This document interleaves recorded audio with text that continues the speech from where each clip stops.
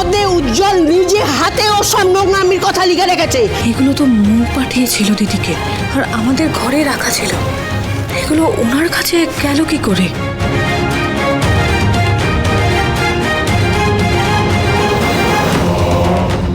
তবে কি ছোট মার তরিতা এই অশান্তিটা বাঁধালো?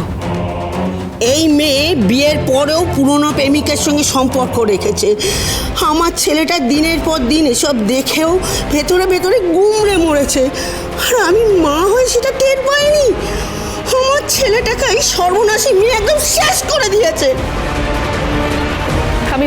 আমি মানছি দিদিভাইয়ের ভুল হয়েছিল, কিন্তু দিদিভাই তো সবকিছু ভুলে জামাইবাবুর কাছে আবার ফিরে এসেছিল, নতুন করে সবকিছু শুরু করার কথা ভেবেছিল। নাটক, ওসব মিটমাট করে ঠিকঠাক করাটা হচ্ছে ওর সব নাটক। আসলে এই জ্যোৎস্নার চাল চলন চরিত্র নিয়ে বরাবরই সন্দেহ ছিল আমার, আর আজ সেই সন্দেহটা একদম ঠিকঠাক বলে মনে হচ্ছে। মাসিমা, আপনি কিন্তু সীমা ছাড়িয়ে যাচ্ছেন। আমার দিদির ব্যাপারে কিন্তু আমি একটাও বাজে কথা সহ্য করব না। সহ্য করতে তুমি বাধ্য, কারণ আমার ছেলের রক্ত লেগে আছে তোমার দিদির হাতে। তোমার দিদি দোষী। আমার ছেলে উজ্জ্বলের মৃত্যুর জন্য তোমার এই দিদি দায়ী।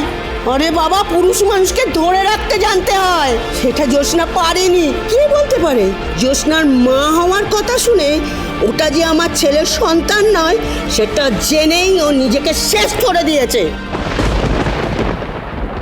দোলন, সব কি আজে বাজে কথা বলে চলেছো তুমি? উজ্জ্বল এই খবরটা পাওয়ার পর কতখানি খুশি হয়েছিল, তুমি নিজের চোখে দেখোনি? এই মেয়েটি তো বললো যে উজ্জ্বল দুর্ঘটনায় মারা গেছে।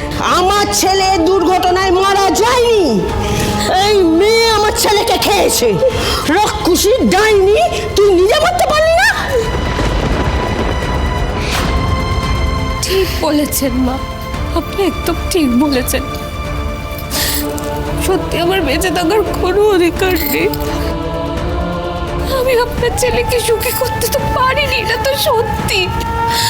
আমি হেরে গেছি, নিজেকে শুধরে নিয়েও আমি শেষ রক্ষা করতে পারিনি। কিন্তু মা, আমিও তো ঠকেছি। আমি আপনার ছেলেকে মারিনি, বিশ্বাস করুন। আমি মারিনি। ও তার বান্ধবীর সাথে দেখা করে ফিরতে গিয়ে দুর্ঘটনায় মারা গেছে। এই আপনি বলছেন না যে আমার চরিত্রে দোষ? মেনে নিলাম, আমার চরিত্রে যদি দোষ থাকে তাহলে এটা আপনাকে মানতে হবে যে আপনার ছেলের চরিত্রেও দোষ ছিল। জ্যোৎস্না, আমার ছেলের নামে একদম বাজে কথা বলবে না। তুমি বসে দাও।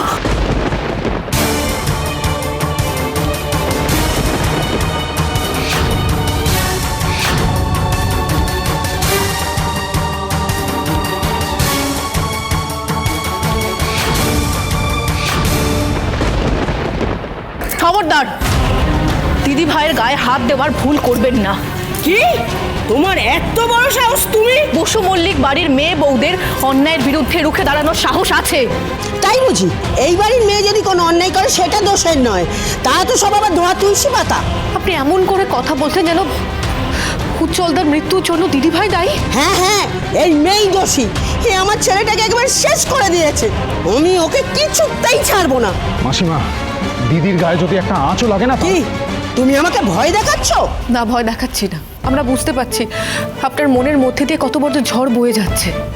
আপনি আপনার ছেলেকে হারিয়েছেন ঠিকই, আপনার হয়তো মাথা এখন ঠিক নেই। আমরা হয়তো এটাও বুঝতে পারছি না যে আপনি ঠিক কতটা কষ্ট পাচ্ছেন। কিন্তু কি আমাকে মুখ বুঝে সবটা মেনে নিতে হবে, তাই তো? আবার তো ওই বসু মল্লিক বাড়িতে আঙুল তোলা যাবে না। আপনি ভুল বলছেন। উজ্জ্বলকে হারিয়ে আপনার যে মনের অবস্থা, আমাদেরও ঠিক তাই। বিশ্বাস করুন দিদি, আমরা সবাই উজ্জ্বলকে নিজের ছেলের মতো ভালোবাসতাম। ছেলের মতো আর নিজের ছেলের মধ্যে অনেক ফারাক আছে দিদি। হ্যাঁ আছে, দিদিভাই কিন্তু নিজের স্বামীকে হারিয়েছে, সেই যন্ত্রণাও কম নয়। আজ যেখানে সবাই নিজের বরের মঙ্গল কামনা করে ঠাকুর পুজো করছে, সেখানে আমার দিদি নিজের হাজবেন্ডের মৃত্যু শোক বয়ে বেড়াচ্ছে। এটা কি কম কষ্টের? দিদির গর্ভের সন্তান তার বাবাকে চোখে দেখার আগেই পিতৃহারা হয়েছে।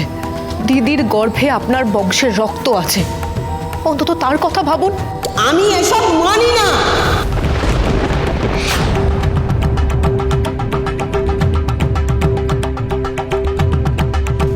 মানো না তুমি? না আমি জ্যোৎস্নাকে মানি, না ওর ওই গর্ভের আবর্জনাকে। দোলন, চুপ করুন আপনি। দিদি দিদি দিদি তুমি কি বলছো দোলন? তোমার বংশের বাতিকে তুমি অস্বীকার করছো? কিসের বাতি? যার জন্মের আগে আমি আমার ছেলেকে হারিয়েছি, আর সেই পাপ আমি বিশ্বাস করি না। জ্যোৎস্নার গর্ভে যে সন্তান বড় হচ্ছে তার বাবা আমার ছেলে। আপনি নিজে একজন মহিলা হয়ে এরকম একটা কথা বলতে পারলেন? দোলন, আমার নাতনির নামে অপবাদ দিচ্ছ তুমি? এই বসু মল্লিক বাড়িতে দাঁড়িয়ে বসু মল্লিক বাড়ির মেয়ের চরিত্র নিয়ে প্রশ্ন তুলছো তুমি?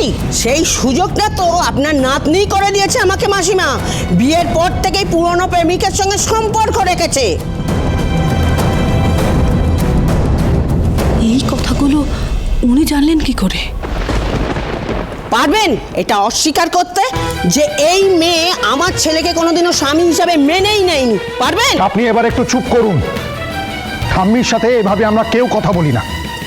আমি বলি, কারণ আমি জানি এই মেয়ে দোষী। মাসিমা, যার দিকে আঙুল তুলছেন তাকে একবারও জিজ্ঞেস করেছেন তার মনের অবস্থাটা কেমন? কোনো কথা, কোনো গাল গল্প আমি কিচ্ছু শুনতে চাই না। ওই মেয়ের সাথে আমার পরিবারের কোনো সম্পর্ক নেই। এরকম কথা বলবেন না দিদি, আমার মেয়েটার জীবনটা শেষ হয়ে যাবে। একটু ভেবে দেখুন, একটু ভেবে দেখুন। দোলন, সমাজ কি বলবে সেই কথাটা একবার ভেবে দেখেছো? সমাজ কি করবো আমি এই সমাজ নিয়ে? মাসিমা, আপনাদের ভাগ্য ভালো যে আপনার মেয়েকে আমি থানায় টেনে নিয়ে যাচ্ছি না। আমার ছেলের খুনের দায়ে ওর নামে কেস করছি না। কেস তো আমরাও করতে পারি মাসিমা। মানসিক অত্যাচার যেটা আপনি করেছেন বছরের পর বছর দিদির ওপর, আর ফ্রড কেস যেটা জামাইবাবু করেছে দিদির সাথে। কি ফ্রড করেছে আমার ছেলে? শুধু একতরফা শুনে গেলেন, আপনি একবারও দিদির দিকটা ভাবলেন না। শোনো দিদি, চুপ করে দাও না, তোমার নিয়ে অশান্তি। না দিদি, তোমার দিকে এভাবে আঙুল তুলবে আর আমি চুপচাপ বসে থাকবো কিছুতেই না। মাসিমা, উজ্জ্বল দারও কিন্তু একজনের সাথে সম্পর্ক ছিল। এই যে এদিকে এসো, এদিকে এসো। এই যে মৌটুসি সবকিছুর সাক্ষী। এই মৌটুসির সাথে জামাইবাবু দিনের পর দিন সম্পর্ক রেখেছে, আর দিদির সামনে ভালো মানুষই দেখিয়েছে। কিন্তু দিদি তো সেটা করেনি। দিদি জামাইবাবুকে ঠকায়নি। এইসব বলে ভয় দেখাচ্ছ আমাকে? না মাসিমা, ভয় দেখাচ্ছে না, আমি মনে করিয়ে দিচ্ছি যে দিদি একা নেই। দিদি রাস্তায় অসহায়ের মতো পড়ে নেই। দিদির পাশে তার পরিবার আছে, তার ভাই আছে। আর আপনি ভাববেন না দিদি আপনার বাড়িতে যাবে। আপনার এই মানসিকতা, আপনার এই নিজ মনের কথা জেনে আমরা দিদিকে আপনার সাথে ছাড়বো? কখনো না, দিদি কোথাও যাবে না।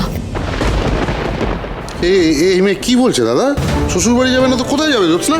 আজ থেকে দিদি আর তার সন্তানের দায়িত্ব আমাদের। হ্যাঁ, দিদি কোথাও যাবে না, আমি যেতে দেব না। চুকে চুকে মেয়েরা আর অগ্নি পরীক্ষা দেবে না, অনেক হয়েছে। যে পরিবারের বড় বৌমা ডিভোর্সি, সেই পরিবারে এর চেয়ে আর ভালো কি হবে? দোলন, আমার ধৈর্যের বাঁধ ভেঙে দিও না। মাসিমা, এই পরিবারের পতন কিন্তু শুরু হয়ে গেছে। যেদিন এই ডিভোর্সি মেয়েটাকে বাড়িতে তুলেছেন আপনি, আপনার ভুল সিদ্ধান্তের জন্য এই পরিবার কিন্তু এবার ভুগবে মাসিমা।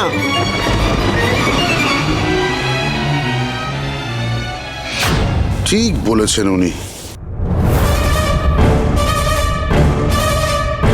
বাবা, কেমন দিলাম আগুনটা?